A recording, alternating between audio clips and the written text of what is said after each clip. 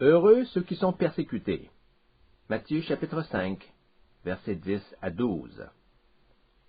La dernière béatitude de l'évangile de Matthieu se présente de la façon suivante. Heureux ceux qui sont persécutés à cause de la justice, car le royaume des cieux est à eux. Heureux serez-vous lorsqu'on vous insultera, qu'on vous persécutera, et qu'on répandra faussement sur vous toutes sortes de mal à cause de moi. Réjouissez-vous, et soyez dans l'allégresse, parce que votre récompense sera grande dans les cieux, car c'est ainsi qu'on a persécuté les prophètes qui vous ont précédés. La bénédiction mentionnée ici concerne ceux qui souffrent. Encore une fois, le Seigneur Jésus bouleverse notre échelle des valeurs. Le système de valeurs de notre monde considère avec bien peu d'estime ceux qui souffrent. Misérables sont ceux qui souffrent, devrait-on lire. Ils sont ceux que l'on devrait prendre en pitié. L'enseignement de Jésus nous force à voir la souffrance sous un angle totalement différent. Selon l'opinion de Jésus, ceux qui souffrent devraient faire l'envie des hommes. Ils sont proclamés bienheureux par Dieu. Voyez-vous, tout est une question de perspective. Si vous raisonnez selon la pensée de la chair, vous chercherez à éviter la souffrance à tout prix. Mais si votre raisonnement est conduit par l'esprit, la souffrance que l'on subit en servant Dieu devient un privilège. Précisons que Jésus ne parle pas ici de la souffrance dans son sens général. Il ne s'agit pas de la souffrance que nous éprouvons lorsque nous sommes atteints d'une maladie sérieuse ou lorsque nous perdons notre emploi, par exemple. Ces situations sont pénibles pour tout le monde. Pour le chrétien, elles peuvent servir à glorifier le nom de Dieu lorsque son attitude vis-à-vis de la souffrance se distingue de celle que présente l'homme naturel. Mais là n'est pas la question. Dans cette béatitude, le Seigneur Jésus fait référence à un type particulier de souffrance qui affecte le chrétien authentique. Il s'agit de la souffrance occasionnée par la défense de la justice. Cette souffrance touche seulement ceux qui vivent avec piété, ceux qui mènent une vie d'attachement à Dieu et à sa justice. Nos mauvaises actions peuvent également nous causer de la souffrance, mais répétons-le à nouveau. Notre béatitude fait mention d'une souffrance qui apparaît dans un autre contexte. Il est évident que ceux qui vivent dans le péché, même s'ils souffrent, ne peuvent pas s'attendre à être les objets de la bienveillance de Dieu. Le Seigneur ne bénit pas ceux qui souffrent à cause de leurs iniquités. Jésus parle uniquement de la souffrance éprouvée par un esprit soucieux de la justice. Celui qui aime la justice et qui veut vivre dans un esprit d'attachement à la justice doit s'attendre à être persécuté. L'apôtre Paul affirme en 2 Timothée chapitre 3 verset 12 que ceux qui cherchent à vivre avec piété et droiture connaîtront inévitablement la persécution. Or, tous ceux qui veulent vivre pieusement en Jésus-Christ seront persécutés. Le croyant n'a pas besoin de rechercher activement la persécution pour en faire l'expérience. Elle se présente à tous ceux qui vivent avec intégrité leur foi en Dieu. Si vous n'avez pas encore souffert à cause de votre foi, il y aurait peut-être lieu d'examiner votre vie spirituelle. Satan ne perd pas son temps à attaquer ceux qui ne lui causent aucun trouble. Pourquoi le ferait-il?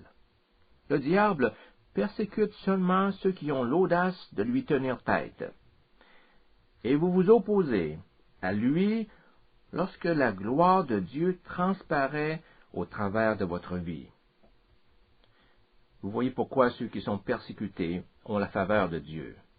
La persécution qui vous afflige devient en quelque sorte la preuve de votre résistance face à l'ennemi.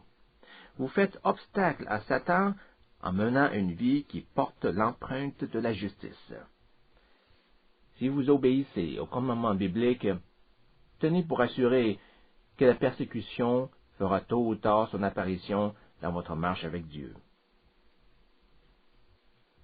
Car le royaume des cieux est à eux.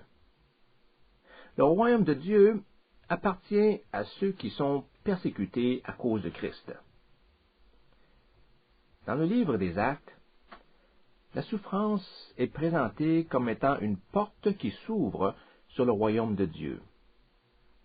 Tous ceux qui veulent pénétrer dans le royaume des cieux devront franchir cette porte. En d'autres mots, l'entrée dans le royaume des cieux implique une souffrance à laquelle nous devons nous soumettre. Lisons Actes, chapitre 14, verset 22. On nous raconte ici que Paul était la victime d'une vive persécution. On venait de le lapider et tout le monde le croyait mort.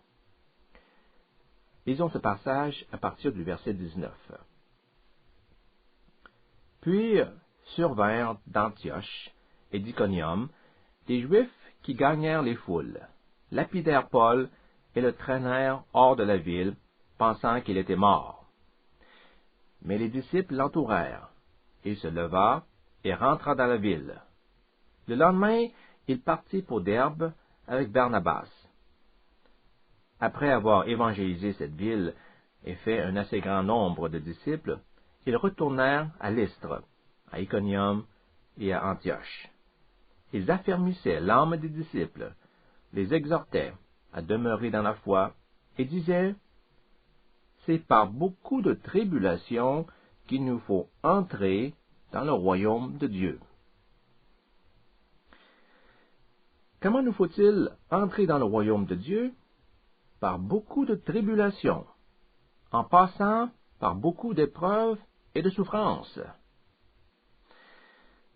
Voilà un verset qui propose une représentation plutôt graphique de la souffrance. On peut presque imaginer la souffrance comme étant une sorte de portail donnant sur le royaume de Dieu. Vous devez entrer dans le royaume de Dieu en traversant cette porte, par beaucoup de souffrances. En conclusion, notre admission dans le royaume de Dieu s'accompagne d'une certaine dose de souffrance qu'il faut savoir accepter. Sa présence ne devrait pas constituer une surprise pour personne. Cette relation entre la souffrance et le royaume de Dieu se retrouve également dans les paroles de Jésus en Luc chapitre 13. Il dit en Luc chapitre 13 verset 24, « Efforcez-vous d'entrer par la porte étroite. » On s'efforce d'entrer dans quel lieu? Dans le royaume de Dieu. Comment y parvient-on? En utilisant la porte étroite. Que représente la porte étroite? Elle représente la souffrance, les tribulations, les épreuves. L'Évangile de Matthieu précise que la porte donnant accès à la vie éternelle est étroite, et le chemin qui y mène est difficile. Matthieu chapitre 7, verset 14. Le Seigneur ne trompe personne. Il nous montre des faits tels qu'ils sont, sans chercher à minimiser les problèmes. Vous désirez entrer dans le royaume de Dieu, ce ne sera pas aisé, nous dit Jésus. Beaucoup de gens tenteront d'entrer, mais peu réussiront, car la porte est étroite et il faut s'appliquer à la traverser. Il y aura des luttes, des souffrances, de la persécution. C'est pourquoi le Seigneur nous dit que celui qui refuse de porter sa croix, celui qui ne veut pas suivre Jésus sur le chemin de la crucifixion, celui qui rejette l'idée de renoncer à sa propre vie, celui-là ne peut pas devenir son disciple.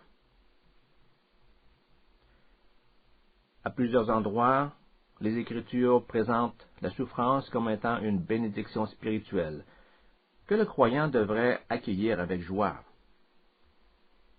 Le disciple qui a saisi le sens biblique de la souffrance a appris à en apprécier la valeur spirituelle.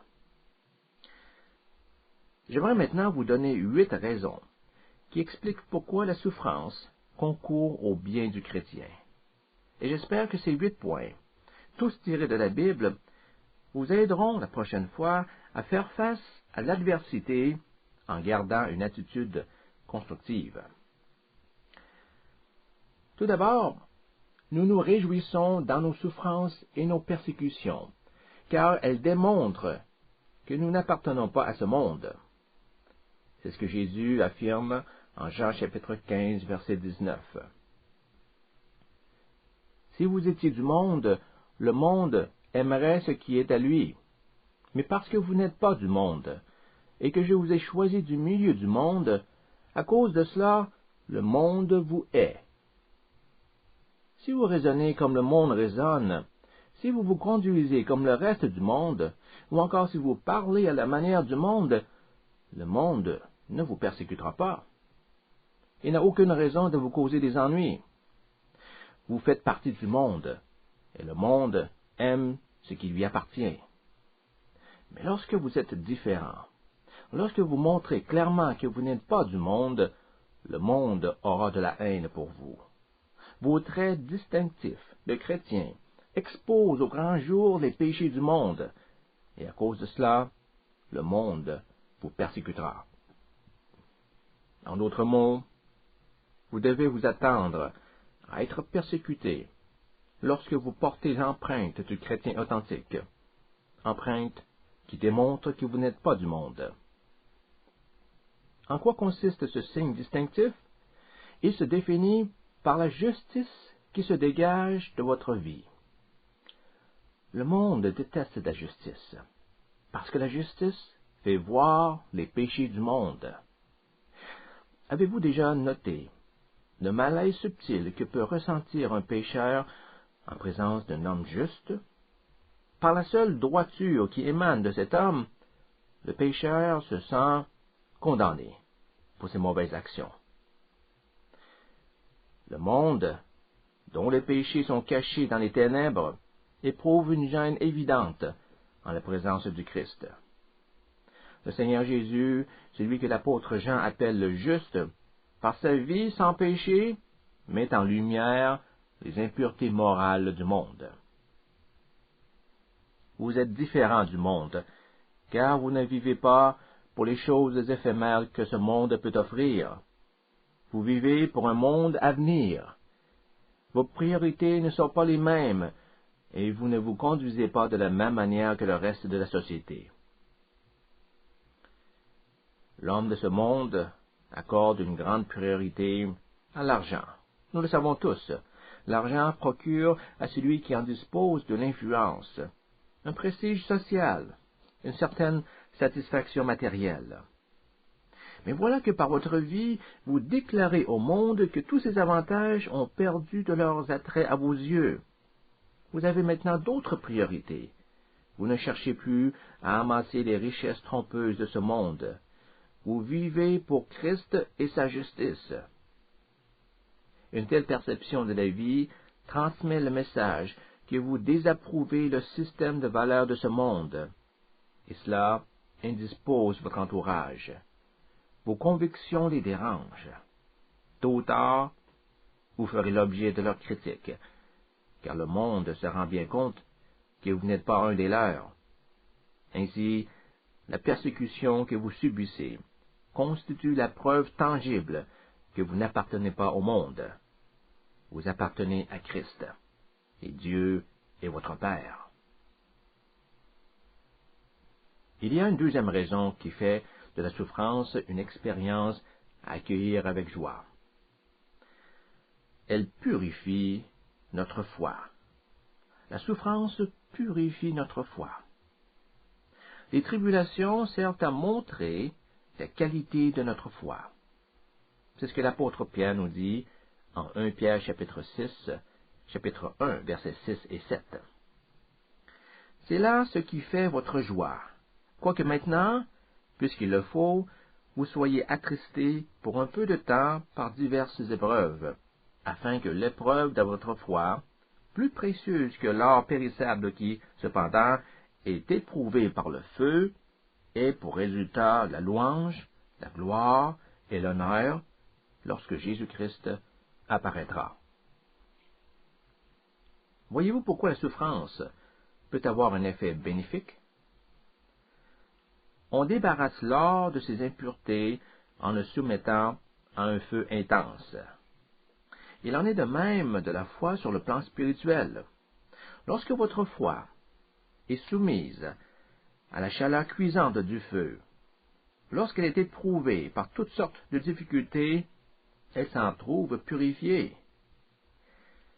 La qualité de votre foi est mise à l'épreuve au travers de la souffrance, et nous pouvons en apprécier la valeur dans votre manière d'agir face à l'adversité. Vous savez, il est facile plutôt de faire une déclaration d'allégeance à Dieu quand tout le monde se montre aimable à votre égard. Il est agréable d'être un chrétien quand les frères et les sœurs en Christ vous encouragent par leurs sourires et leurs actions. Vous vous sentez aimé, vous sentez qu'on vous apprécie. Avec de telles faveurs, on serait fou d'élever une objection contre l'invitation de devenir un chrétien. Mais attendez qu'on vous persécute à cause de votre foi en Christ. Il ne sera plus aussi agréable d'être un chrétien. Combien de disciples demeureront fidèles à Christ sous la persécution? Combien de chrétiens resteront loyaux envers Dieu lorsque l'Église doit faire face aux attaques de Satan ou du monde? Ces moments de tension permettent d'éprouver la valeur de la foi de chacun et nous donnent l'occasion de distinguer le vrai du faux. La souffrance a un effet purificateur sur l'Église, dans le sens qu'elle éprouve la réalité de la foi de ceux qui la composent. Troisièmement, la souffrance nous aide à délaisser le péché. Le feu de la persécution nous amène à rompre avec le péché. C'est ce que nous lisons en 1 Pierre chapitre 4, verset 1. Ainsi donc, Christ ayant souffert dans la chair, vous aussi armez-vous de la même pensée, car celui qui a souffert dans la chair en a fini avec le péché. La traduction de la Bible Osterval est encore plus frappante. Celui qui a souffert en la chair a cessé de pécher. La personne qui a souffert dans son corps en arrive au point qu'il a cessé de pécher. Cela signifie qu'il cesse de fréquenter le péché. Il tourne le dos au péché, au monde et à la chair. La personne qui accepte de plein gré la souffrance que lui cause son allégeance à Christ a par le fait même coupé ses liens avec le péché. Il a choisi de renoncer à lui-même et d'ignorer les désirs de la chair. Il a pris la ferme décision de s'identifier à Christ et aux souffrances qu'il a dû endurer pour nous. En souffrant pour la justice, il rompt avec le péché. Il mène une vie imprégnée de justice. En ce sens, il a cessé de pécher. Il a brûlé tous les ponts qui le conduisaient au péché. La souffrance qui résulte de la foi en Christ entraîne le croyant à ressembler de plus en plus à son Maître. Et à mesure que cette identification se raffermit, le péché perd graduellement de son attrait. Celui qui aura reconnu la valeur de la souffrance s'apercevra aussi qu'elle peut contrecarrer la puissance du péché en donnant l'occasion à la puissance de Dieu de se manifester. La souffrance devient ainsi un instrument spirituel favorisant le développement du chrétien qui dépend de la grâce de Dieu. Le verset suivant, dans cette première lettre de Pierre, chapitre 4, nous permet d'avancer ce quatrième point. Il affirme que la souffrance amène le croyant à suivre la volonté de Dieu. Celui qui a connu la souffrance dans la chair, non seulement n'a-t-il fini avec le péché, mais il vit désormais selon le vouloir divin. Voici ce qui est écrit en 1 Pierre chapitre 4, verset 2.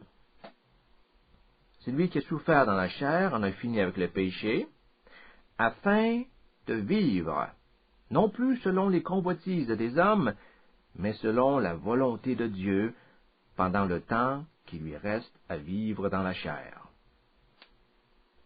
La souffrance nous pousse à rompre avec le péché et nous motive à vivre selon le désir de Dieu. Celui qui n'est pas prêt à accepter la souffrance montre qu'il hésite à soumettre entièrement sa vie à la volonté de Dieu. Pourquoi se soumettrait-il? À moins d'avoir un esprit disposé à vivre selon la volonté de Dieu et non pas selon les passions humaines, vous n'accepterez pas la souffrance. Vous chercherez à la résister. Vous allez grogner, vous allez pester. Le Seigneur Jésus n'a jamais hésité à soumettre sa volonté à celle de son Père. Et il a accepté la souffrance avec joie. Son attitude à l'égard de la souffrance lui permit d'apprendre l'obéissance. Il a appris à vivre dans un esprit de soumission à la volonté de Dieu. L'auteur du livre aux Hébreux nous révèle que Jésus a appris, bien qu'il fût le Fils, l'obéissance par ce qu'il a souffert. Hébreux chapitre 5, verset 8. En dépit du fait que Jésus soit le Fils de Dieu, il a dû apprendre l'obéissance par les choses qu'il a souffertes. Et si Jésus a dû apprendre l'obéissance par ses souffrances, à plus forte raison devrons-nous apprendre l'obéissance par nos souffrances. La souffrance devient ainsi l'école où on apprend l'obéissance. La souffrance nous enseigne la pertinence de l'obéissance, car c'est dans la souffrance que nous prenons pleinement conscience de la nécessité d'obéir à la volonté de Dieu. Et ceci nous amène au 5e point. Voici comment on peut l'exprimer simplement. La souffrance nous fait mûrir spirituellement. La souffrance nous permet d'acquérir de la maturité. Lisons Hébreux chapitre 2, verset 10. Il convenait, en effet, à celui par qui et pour qui tout existe, et qui a conduit beaucoup de fils à la gloire, d'élever à la perfection par la souffrance l'auteur de leur salut. Remarquez ceci. Comment Jésus a-t-il été rendu parfait? Par la souffrance. La maturité spirituelle s'acquiert au travers de la souffrance. La souffrance constitue le moyen par lequel nous croissons en maturité. Le Seigneur Jésus nous a communiqué cette vérité quand il a enseigné la parabole du semeur. En Matthieu chapitre 13, versets 5 et 6, il raconte que les graines ayant poussé dans un sol rocailleux n'ont pas pu survivre parce que leurs racines n'arrivaient pas à pénétrer assez profondément dans la terre. La chaleur du soleil a brûlé ces plantes dont les racines étaient trop courtes. Cette image présente le soleil comme étant la cause de la destruction des plantes. Alors à quoi correspond le soleil dans cette parabole? Le Seigneur nous dit la réponse sans ambiguïté aux versets 20 et 21. Celui qui a reçu la semence dans les endroits pierreux, c'est celui qui a entendu la parole et la reçoit aussitôt avec joie.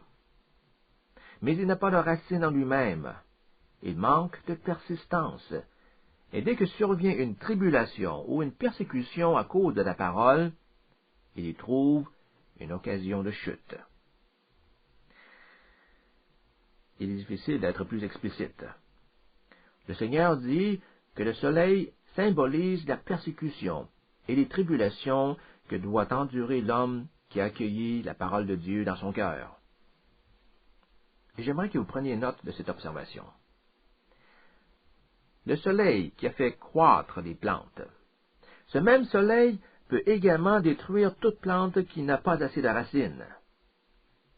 Le soleil, c'est-à-dire la persécution, insuffle la vie à certains et donne la mort à d'autres.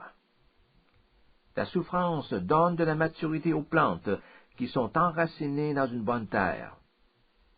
À l'opposé, cette même souffrance causera l'anéantissement de ceux dont la vie n'a pas pris racine dans la justice. Nous pouvons donc voir ici que c'est la persécution qui fait grandir le croyant, à l'instar du soleil qui fait pousser les plantes.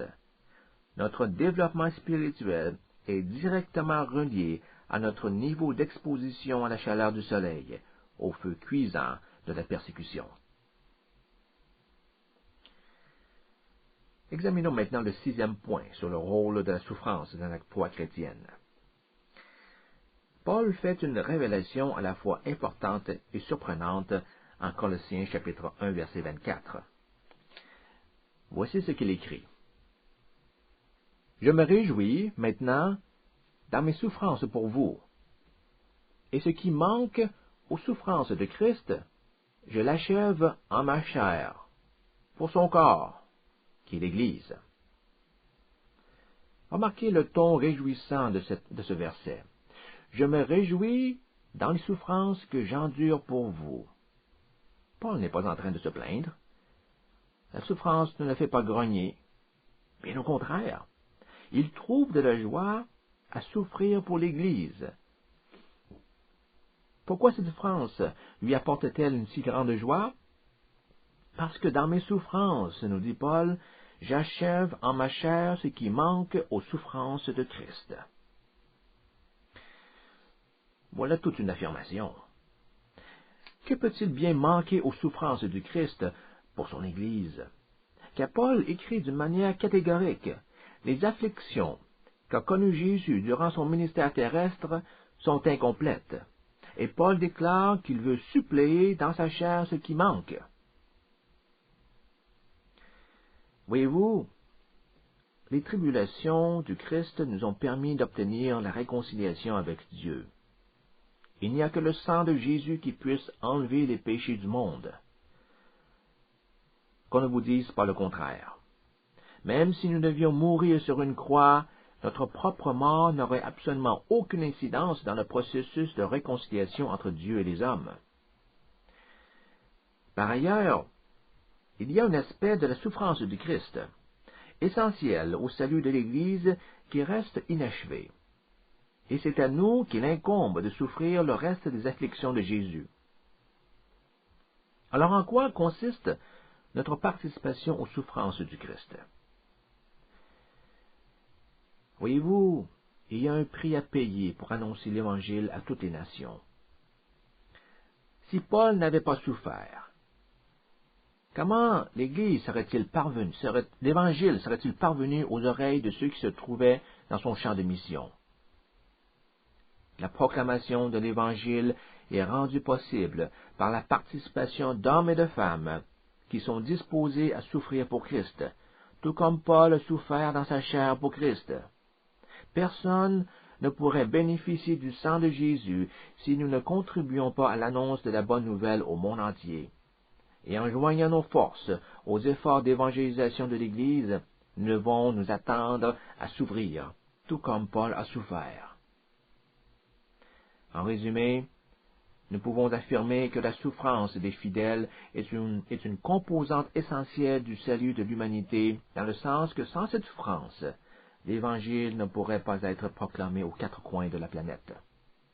Et c'est à vous et à moi qu'il revient d'en endurer la souffrance.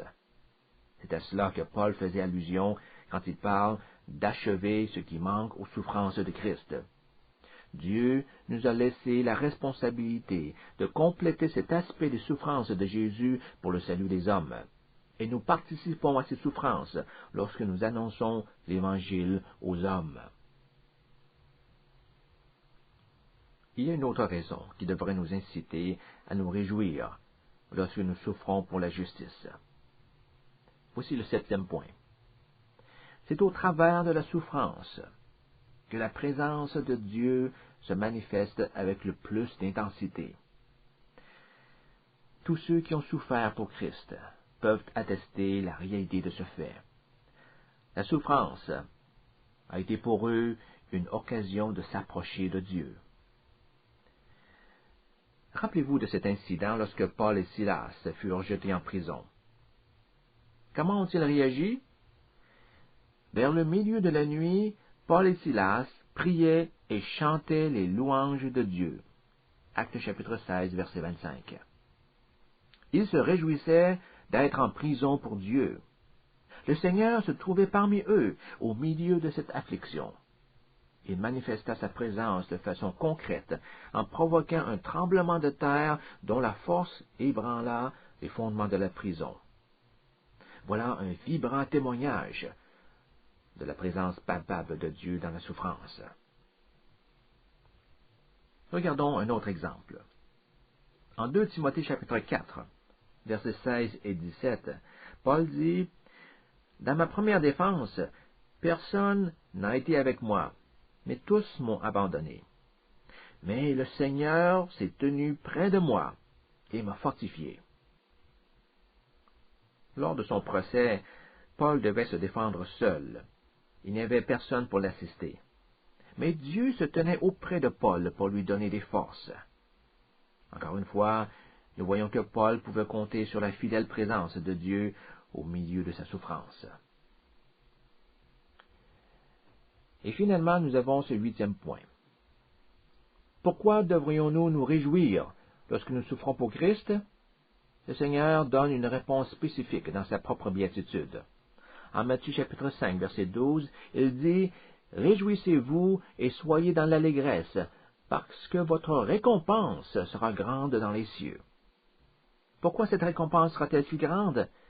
Car en souffrant pour la justice, vous faites plaisir à Dieu, et vous avez l'honneur d'appartenir à la même lignée que les prophètes d'autrefois. Car c'est ainsi qu'on a persécuté les prophètes qui vous ont précédés.